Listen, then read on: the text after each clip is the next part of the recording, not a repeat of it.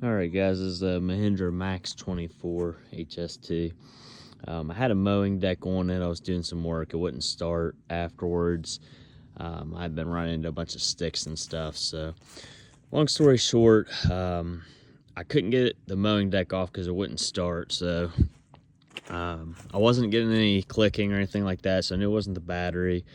Was kind of thinking it was a safety switch, but it was hard to get to with the mowing deck on there. So what I did is pop the top off.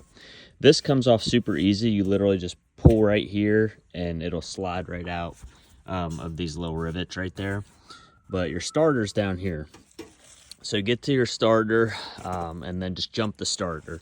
So that got it fired up. That made me even think even more it was a safety switch. And then what I did was I pulled off the mowing deck.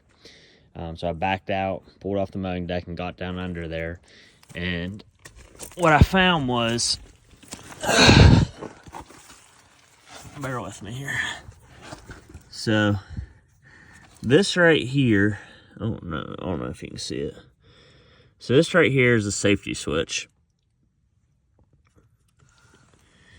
So right here's the wheel. Come out a little bit, you'll see this little knob with an attachment. So that's your safety switch. What had happened, this camera keeps messing up. What had happened was this bar had got twisted up and back and it wasn't pushing on the safety switch. There's a little pin right there that has to be pushed in. So I took this off, bent this back to where it needed to be with the bolt pushing the pin in, and now it fires right up. So there are a bunch of different safety switches on here. That is the neutral safety switch. There's a couple other ones.